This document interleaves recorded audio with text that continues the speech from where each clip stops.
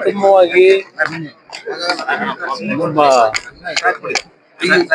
ಜಿಲ್ಲೆಯ ಮಾಧ್ಯಮದ ಮಿತ್ರರಿಗೆ ಕೃತಜ್ಞತೆಗಳನ್ನು ಸಲ್ಲಿಸ್ತೀನಿ. ಕಳೆದ 4 ದಿನಗಳಿಂದ ತಾವುಗಳು ಪ್ರತಿನಿತ್ಯದ ನಮ್ಮ ತಾಯಿಯ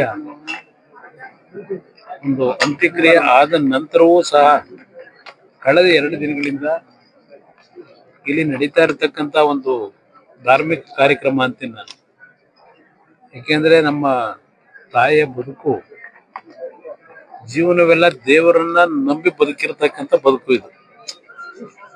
ಬಹುಶಃ ತಮ್ಮಗಳಿಗೂ ಇವತ್ತಿನ 2 ದಿನಗಳಿಂದ ನಡೀತಾ ಇರತಕ್ಕಂತ ಈ ಕಾರ್ಯಕ್ರಮ ನೋಡಿದಾಗ ಒಂದು ರೀತಿಯ ಉತ್ತಮವಾದಂತ ರೀತಿಯಲ್ಲಿ ಒಂದು ಭಾವನೆಗಳನ್ನ ನೀವು ಕಂಡಿದ್ದೀರಿ ಅನ್ನೋದು ನನ್ನ ಅಭಿಪ್ರಾಯ.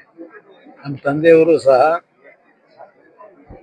ಅವರ ಬದುಕಿನಲ್ಲಿ ಇಲ್ಲಿ ಇರ್ತಕ್ಕಂಥ ರಂಗನಾಥ ಸ್ವಾಮಿ ಮತ್ತು ಶಿವನ ಒಂದು ದೇವಸ್ಥಾನ, ಅದು ಮೊದಲು ಒಂದು ಸಣ್ಣ ಗುಡಿ. ಅವರು ಹುಟ್ಟಿದಂಥ ದಿನಗಳಲ್ಲಿ ನಾವು ಬೆಳೆದಂಥ ದಿನದಲ್ಲೂ ಒಂದು ಸಣ್ಣ ಗುಡಿ ಇತ್ತು.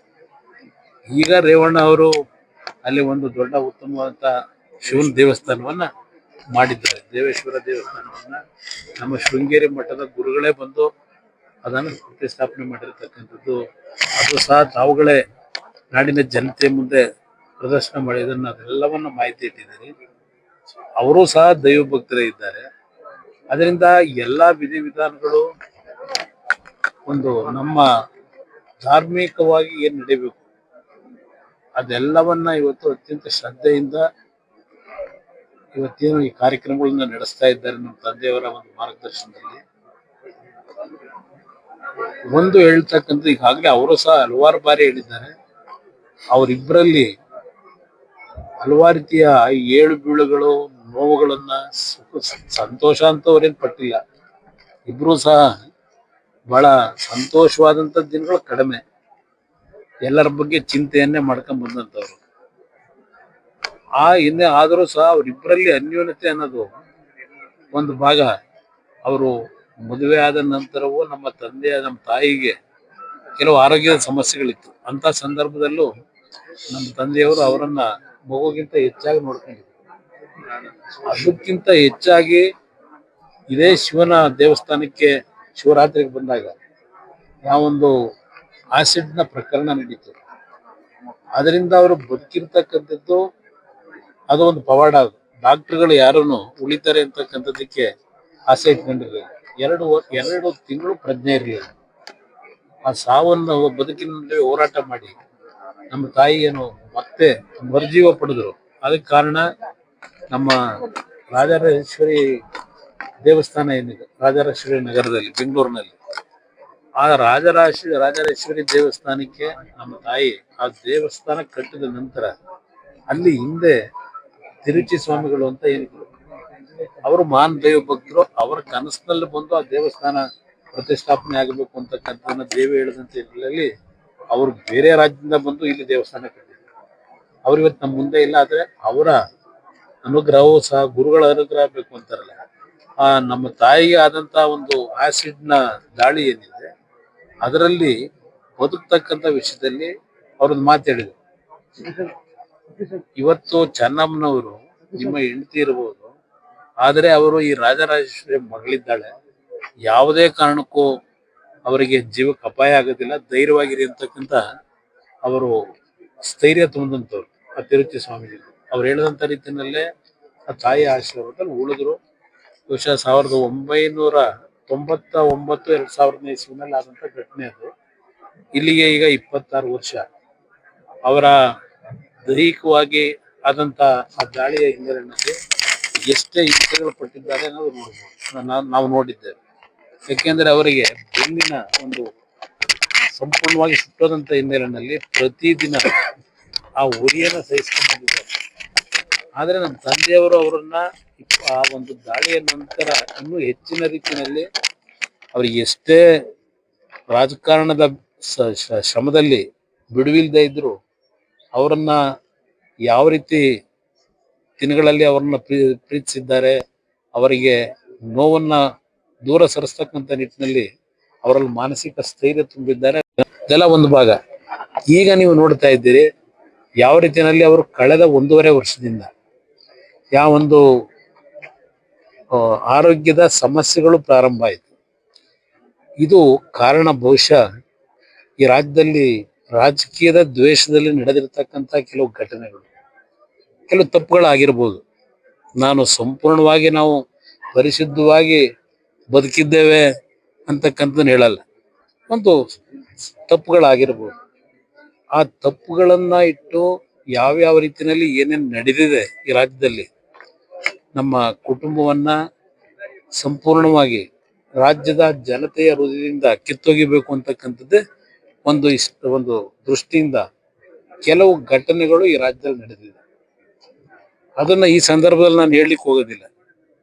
ಇದು ಒಂದು ನಾವೆಲ್ಲರೂ ಅತ್ಯಂತ ಒಂದು ಆತ್ಮಕ್ಕೆ ಶಾಂತಿಯನ್ನ ನಮ್ಮ ತಾಯಿ ಕೊಡಬೇಕು ಅನ್ನೋದಕ್ಕೆ ಇವತ್ತು ಸಹ ಹಾಲು ತುಪ್ಪ ಇವತ್ತು ಅರ್ಪಿಸ್ತಕ್ಕಂಥ ಸಂದರ್ಭದಲ್ಲೂ ನಮ್ಮ ಅಭಿಮಾನಿಗಳು ಕಾರ್ಯಕರ್ತರು ಅವರನ್ನ ಪ್ರೀತಿಸ್ತಾ ಇದ್ದಂತ, ಅವರು ಪ್ರೀತಿಸಿದ್ದಂತ ಜನತೆ ಬಂದು ಇವತ್ತೇನು 3ನೇ ದಿನದ ಕಾರ್ಯಕ್ರಮದಲ್ಲೂ ಭಾಗವಹಿಸಿದ್ದಾರೆ.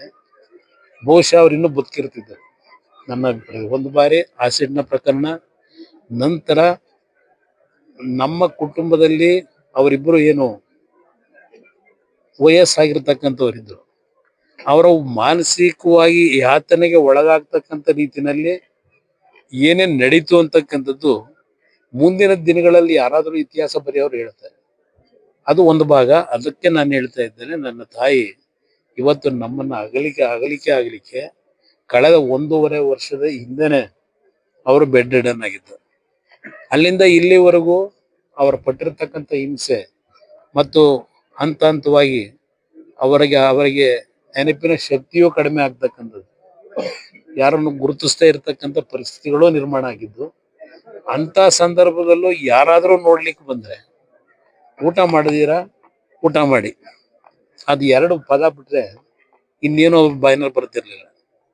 ನನ್ನನ್ನ ಸ್ವಲ್ಪ ಮತ್ತೆ ನಮ್ಮ ಇಬ್ಬರು ತಂಗಿರಿದ್ದಾರೆ, ಅವರನ್ನ ಸ್ವಲ್ಪ ನೆನಪಿನಲ್ಲಿ ಇಟ್ಕೊಂಡಿದ್ರು. ನಾನು ಏನಾದರೂ ಒಂದು ವಾರದಲ್ಲಿ 2 ದಿನವೋ 3 ದಿನವೋ ಯಾವ್ದಾದ್ರು ಫ್ರೀ ಇದ್ದಾಗ ಹೋದಾಗ, ಒಳ್ಳೆ ಕೆಲಸ ಮಾಡಪ್ಪ, ಯಾವಾಗ ಬಂದೆ, ಡೆಲ್ಲಿಗೆ ಹೋಗಿದ್ದ, ಇದು ಮಾತ್ರ ಅವರಲ್ಲೇ ನೆನಪಿನಲ್ಲಿತ್ತು. ಆ ರೀತಿಯಲ್ಲಿ ಒಳ್ಳೆ ಕೆಲಸ ಮಾಡಪ್ಪ ಅಂತಕ್ಕಂಥದ್ದು ಹೇಳೋರು ಅಷ್ಟೇ.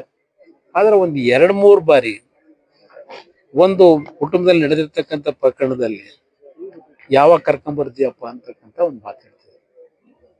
ಅದು ಇವತ್ತು ನನಗೆ ನೋವಿದೆ. ಅವರಿಗೆ ಅಂತ ಒಂದು ಸನ್ನಿವೇಶಗಳನ್ನ ತಡಿಲಾರ್ದೇನೆ ಇವತ್ತು ಇಂಥ ಒಂದು ದಿನವನ್ನ ನಾವೇನ್ ಕಾಣಬೇಕಾಗಿದೆ. ಬಹುಶಃ ಇನ್ನೂ ಒಂದು 3-4 ವರ್ಷಗಳು ಆ ರೀತಿಯ ಒಂದು ಇವತ್ತಿನ ದಿನ ನಾವು ನೋಡ್ಲಿಕ್ಕೆ ಸಾಧ್ಯ ಇರಲಿಲ್ಲ. ಆದ್ರೆ ಅದನ್ನ ದೇವರು ತೀರ್ಮಾನ ಮಾಡಿರೋದು, ನಾವಲ್ಲ. ಆ ದೇವರ ತೀರ್ಮಾನಕ್ಕೆ ನಾವೆಲ್ಲರೂ ತಲೆಬಾಗ್ಲೇಬೇಕು, ಅದನ್ನ ಹೇಳ್ತೇನೆ. ಅದ್ರ ಜೊತೆಗೆ ಇವತ್ತು ಈ ಸ್ಥಳ ಏನಿದೆ, ಕುಟುಂಬದಲ್ಲಿ ಅಂತಿಮವಾಗಿ ನಮ್ಮ ಕುಟುಂಬದ ಎಲ್ಲ ಅಣ್ಣ ತಮ್ಮಂದರು ತಂಗಿರು ಎಲ್ಲರೂ ಸೇರಿ ನಮ್ಮ ತಂದೆಯವರ ಜೊತೆ ಚರ್ಚೆ ಮಾಡಿ ಅಂತಿಮವಾಗಿ ಈ ಸ್ಥಳವನ್ನ ಇಲ್ಲಿ ಒಂದು ಧಾರ್ಮಿಕ ಕ್ಷೇತ್ರವಾಗಿ ನಿರ್ಮಾಣ ಮಾಡ್ತಕ್ಕಂಥದ್ದಷ್ಟೇ ಅಲ್ಲ, ಸಾಮಾಜಿಕವಾಗಿ ಯಾವ ರೀತಿನಲ್ಲಿ ಸಂಕಷ್ಟದಲ್ಲಿರ್ತಕ್ಕಂಥವ್ರು, ಇವತ್ತು ಸಮಸ್ಯೆಗಳೆಲ್ಲ ಇರ್ತಕ್ಕಂಥವ್ರು ಈ ಸ್ಥಳದಲ್ಲಿ ಬಂದು ನೆಮ್ಮದಿಯ ಜೀವನ ಮತ್ತು ಇಲ್ಲಿಂದ ಉತ್ತಮಂತ ರೀತಿಯಲ್ಲಿ ಹೊರಗೆ ಹೋಗ್ತಕ್ಕಂಥ ರೀತಿಯಲ್ಲಿ ಅವ್ರ ಬದುಕನ್ನು ಕಟ್ಕೊಳ್ಳಿಕ್ಕೆ ಯಾವ್ಯಾವ ರೀತಿಯ ಒಂದು ಕೆಲಸಗಳು ಇಲ್ಲಿ ಆಗ್ಬೇಕು, ನಾಡಿನಲ್ಲಿರ್ತಕ್ಕಂಥ ಸಂಕಷ್ಟದಲ್ಲಿರ್ತಕ್ಕಂಥ ಜನತೆಗೆ ಒಂದು ಭಾಗ ನಮ್ಮ ಹಳೆಯ ಸಂಸ್ಕೃತಿ ಯಾವ ರೀತಿ ಉಳಿಸ್ಬೇಕು, ಮತ್ತು ಅವರಿಬ್ಬರ ನಮ್ಮ ತಂದೆಯವರು ಇನ್ನೂ ಬಹುಶಃ ನಮ್ಮ ಜೊತೆನಲ್ಲಿ 7-8 ವರ್ಷ ಇರ್ತಾರೆ ಅಂತಕ್ಕಂಥ ವಿಶ್ವಾಸ ಇಟ್ಕೊಂಡಿದ್ದೇವೆ. ಆದ್ರೆ ಒಂದು ನಮಗೆ ಭಯ ಇರ್ತಕ್ಕಂಥದ್ದು, ನಮ್ಮ ತಾಯಿ ಮತ್ತು ಅವರಲ್ಲಿ ಇರ್ತಕ್ಕಂಥ ಒಂದು ಒಬ್ರಿಗೊಬ್ಬರಲ್ಲಿ ಆ ಒಂದು ಆತ್ಮೀಯ ಭಾವನೆಗಳೇನು ಇಟ್ಕೊಂಡಿದ್ರು, ಅದರ ಕೊರಗಿನಲ್ಲಿ ಸ್ವಲ್ಪ ಅವರಿಗೆ ಏನಾದ್ರು ಸಣ್ಣ ಪುಟ್ಟ ಸಮಸ್ಯೆಗಳು ಆಗ್ಬೋದು ಅಂತಕ್ಕಂಥ ಭಯವೂ ಇದೆ ನಮಗೆ. ಅದರಿಂದ ಅವರ ಜೊತೆನಲ್ಲಿ ಹೆಚ್ಚಿನ ರೀತಿಯಲ್ಲಿ ಯಾರಾದರೂ ಒಬ್ರು ಒಂದಲ್ಲ ಒಂದು ರೀತಿಯಲ್ಲಿ ಅವರಿಗೆ ಮಾನಸಿಕವಾಗಿ ಸ್ಥೈರ್ಯ ತುಂಬತಕ್ಕಂಥದಕ್ಕೆ ಕುಟುಂಬದಲ್ಲಿ ಇರಬೇಕು ಅನ್ನೋದು ಸಹ ನಮ್ಮಲ್ಲೇ ಒಂದು ತೀರ್ಮಾನಗಳು ಮಾಡ್ತೇವೆ. ಮಾದರಿ ಆಗ್ತಕ್ಕಂಥ ರೀತಿಯಲ್ಲಿ ಅವರಿಬ್ಬರ ಹೆಸರಿನಲ್ಲಿ, ಇದು ನಮಗೆ ಸ್ವಂತಕ್ಕಲ್ಲ, ಇದರಲ್ಲಿ ಯಾವುದೇ ರೀತಿಯಲ್ಲಿ ನಮ್ಮ ಕುಟುಂಬದ ಸದಸ್ಯರುಗಳ ಒಂದು ಯಾವುದೇ ರೀತಿಯಲ್ಲಿ ಇದರಲ್ಲಿ ನಾವು ಮೂಗು ತೋರಿಸ್ತಕ್ಕಂಥ ಪ್ರಶ್ನೆ ಇಲ್ಲ. ಒಂದು ಸಾರ್ವಜನಿಕವಾಗಿ ಸಾರ್ವಜನಿಕರಿಗೆ ಒಂದು ಉತ್ತಮ ಅಂತ ರೀತಿಯ ಪ್ರಾಮಾಣಿಕವಾಗಿ ಜನಸೇವೆ ಮಾಡ್ತಕ್ಕಂಥವ್ರನ್ನ ಗುರುತಿಸಿ ಈ ಸ್ಥಳದಲ್ಲಿ ಏನೊಂದು ನೋಡ್ಕೊಳ್ತಕ್ಕಂಥ ವಿಷಯದಲ್ಲಿ ಒಂದು ಪ್ರಾಮಾಣಿಕವಾಗಿರ್ತಕ್ಕಂಥವ್ರನ್ನ ಸೆಲೆಕ್ಟ್ ಮಾಡಬೇಕು ಅಂತ ಇದ್ದೇನೆ. ಅದನ್ನು ನಮ್ಮ ತಂದೆಯವರ ಜೊತೆ ಮಾತಾಡಿದ್ದೇನೆ, ನಮ್ಮ ಕುಟುಂಬದ ಸದಸ್ಯರ ಜೊತೆನೂ ಮಾತಾಡಿದ್ದೇನೆ. ಯಾವುದೇ ರೀತಿಯ ರಾಜಕೀಯದ ಸೋಂಕು ಈ ಸ್ಥಳದಲ್ಲಿ ಇರಬಾರದು. ಯಾವುದೇ ಕಾರಣಕ್ಕೂ ರಾಜಕೀಯಕ್ಕೆ ಮಹತ್ವ ಕೊಡ್ತಕ್ಕಂಥ ಪ್ರಶ್ನೆ ಇಲ್ಲ. ಈ ಸ್ಥಳದಲ್ಲಿ ನಾವೇನು ಈ ಭಾಗದ ನಮ್ಮ ರೈತರು, ಬಹುಶಃ ನಾನು ಈ ಒಂದು ಕೆಲವು ರೈತರನ್ನ ಕರೆಸಿ ಮಾತಾಡಿದಾಗ ಅವರು ಅತ್ಯಂತ ಸಂತೋಷದಿಂದ, ನೆನ್ನೆನೂ ಸಹ ಕರೆಸಿದ್ದೆ, ಅವರೆಲ್ಲರ ಜೊತೆನೂ ಮಾತಾಡಿದ್ದೇನೆ. ಅವ್ರಿಗೆ ಏನು ಸಂತೃಪ್ತಿಯಾಗಿ ಈ ಭೂಮಿಯನ್ನು ಸಂತೋಷ ಬಿಟ್ಕೊಡ್ತಕ್ಕಂಥದ್ದಕ್ಕೆ ಅವ್ರು ಏನು ನಮ್ಮಿಂದ ನಿರೀಕ್ಷೆ ಮಾಡಿದ್ರು ಅದು ಎಲ್ಲಾ ರೀತಿನಲ್ಲೂ ಆ ನಿರೀಕ್ಷೆಯನ್ನ ಮಾಡಿಕೊಟ್ಟಿದ್ದೇವೆ. ಮುಂದೆನೂ ಸಹ ಆ ಕುಟುಂಬಗಳಿಗೆ ಈ ಜಾಗದಲ್ಲಿ ಅವ್ರ ಕುಟುಂಬದಲ್ಲಿ ಕೆಲವರು ಬದುಕ್ತಕ್ಕಂಥದ್ದಕ್ಕೆ ಅವ್ರಿಗೂ ಅವಕಾಶಗಳಿದ್ದಾರೆ ಹೇಳಿದ್ದಾನೆ. ಅವರಿಗೆ ದುಡಿಮೆ ಮಾಡಿ ಬದುಕ್ತಕ್ಕಂಥದ್ದಕ್ಕೆ ಅವ್ರಿಗೆ ಏನು ಇಲ್ಲಿ ಮುಂದಿನ ದಿನಗಳ ಅನುಕೂಲ ಆಗ್ತದೆ ಅದೆಲ್ಲವನ್ನು ವಿವರಿಸಿದ್ದೇನೆ. ಇದು ನಾಡಿನ ಜನತೆಗೆ ಸಮರ್ಪಣೆ ಮಾಡ್ತಕ್ಕಂಥ ಜಾಗ ಇದು ಅವರಿಬ್ಬರ ಹೆಸರಿನಲ್ಲಿ. ಇದರಲ್ಲಿ ನಮ್ಗೆ ಯಾವುದೇ ರೀತಿಯ ನಮ್ಮ ಕುಟುಂಬದ ಇನ್ವಾಲ್ವ್ಮೆಂಟು ಓನ್ಲಿ ಡೆವಲಪ್ಮೆಂಟ್ ಇರ್ಬೋದು, ಪ್ಲಸ್ ಜನರಿಗೆ ಇಲ್ಲಿ ಏನು ಆಗಬೇಕಾಗ್ತದೆ, ಅನಾಥ ಮಕ್ಕಳಿಗೆ, ಅಲ್ಲಿಂದ ಅವರ ವಯಸ್ಸಾಗಿರ್ತಕ್ಕಂಥವ್ರಿಗೆ, ನಮ್ಮ ರೈತ ಬಂಧುಗಳಿಗೆ ಕೆಲವು ರಿಸರ್ಚ್ನ ಮಾಡ್ತಕ್ಕಂಥ ಒಂದು ಸೆಂಟರ್ ಇಲ್ಲಿ ಆಗಬೇಕು ಅಂತಕ್ಕಂಥದ್ದು ಏನಿದೆ, ಒಂದು ಸಂಸ್ಕೃತ ಪಾಠಶಾಲೆಯನ್ನ ನಿರ್ಮಾಣ ಮಾಡ್ತಕ್ಕಂಥದ್ದು, ಹೀಗೆ ಹಲವಾರು ರೀತಿಯ ಯೋಜನೆಗಳನ್ನ ಇಲ್ಲಿ ಹಮ್ಮಿಕೊಂಡಿದ್ದೇವೆ. ಅದಕ್ಕೆ ಧಾರ್ಮಿಕವಾಗಿ ನಡೆಸ್ತಕ್ಕಂಥ ಕೆಲವು ವ್ಯಕ್ತಿಗಳನ್ನ ಮತ್ತು ಸಾಮಾಜಿಕವಾಗಿ ಯಾವುದೇ ರೀತಿಯ ಸಮಸ್ಯೆಗಳಿಲ್ಲದೆ ಸ್ವಾರ್ಥದ ಒಂದು ಭಾವನೆಗಳನ್ನು ಇಟ್ಕೊಳ್ಳದೆ ಸಮಾಜದ ಕಷ್ಟದ ಇರತಕ್ಕಂಥವ್ರನ್ನ ಅವರ ಮಕ್ಕಳ ರೀತಿ ನೋಡ್ಕೊಳ್ತಕ್ಕಂಥ ವ್ಯಕ್ತಿಗಳನ್ನ ಆಯ್ಕೆ ಮಾಡ್ಬೇಕು. ನಾನು ಆ ವಿಷಯದಲ್ಲಿ ನಮ್ಮ ಅಣ್ಣ ತಮ್ಮದ ಜೊತೆನೂ ಚರ್ಚೆ ಮಾಡಿ ನಿರ್ಣಯ ಮಾಡ್ತೀವಿ. ಬಹುಶಃ ಇದು ಒಂದು ಮಾದರಿಯಾಗಿ ಈ ಭೂಮಿ ಇರೋವರೆಗೆ ಶಾಶ್ವತವಾಗಿ ನೆಲೆಸಿ ನಮ್ಮ ತಾಯಿ ತಂದೆಯ ಹೆಸರಿನಲ್ಲಿ ಅವರಿಗೆ ಬದುಕಿಗೆ ನೆರಳಾಗ್ತಕ್ಕಂಥ, ಬದುಕಿಗೆ ದಾರಿ ತೋರಿಸ್ತಕ್ಕಂಥ ಯೋಜನೆಗಳನ್ನ ಇಲ್ಲಿ ಮಾಡಬೇಕು ಅಂತಕ್ಕಂಥದ್ದಕ್ಕೆ ಈಗಾಗಲೇ ಒಂದು ನೀರಿನ ನಕ್ಷೆಯನ್ನು ತಯಾರು ಮಾಡಿ ಇಟ್ಟಿದ್ದೇನೆ. ನಾನು ಅದನ್ನೆಲ್ಲವನ್ನ ನಮ್ಮ ಕುಟುಂಬದ ಸದಸ್ಯರ ಜೊತೆ ಹಂಚ್ಕೊಂಡಿದ್ದೇನೆ. ಎಲ್ಲರ ಸಹಕಾರ ಇದೆ. ಅದನ್ನ ಇಲ್ಲಿ ಪ್ರಾರಂಭ ಮಾಡತಕ್ಕಂಥದ್ದು ಬಹುಶಃ ಇನ್ನೊಂದು 15-20 ದಿವಸಗಳ ನಂತರ ಪ್ರಾರಂಭ ಮಾಡಿ 2-3 ವರ್ಷದೊಳಗೆ ಈ ನಾಡಿನ ಜನತೆಯ ಒಂದು ಬಡವರಿಗೆ ಯಾವ ರೀತಿ ಅನುಕೂಲಗಳಾಗಬೇಕು ಅದನ್ನ ಕಾರ್ಯಕ್ರಮ ಪ್ರಾರಂಭ ಮಾಡಬೇಕು ಅನ್ನೋದು ನಮ್ಮ ಉದ್ದೇಶ ಇಟ್ಟಿದೆ.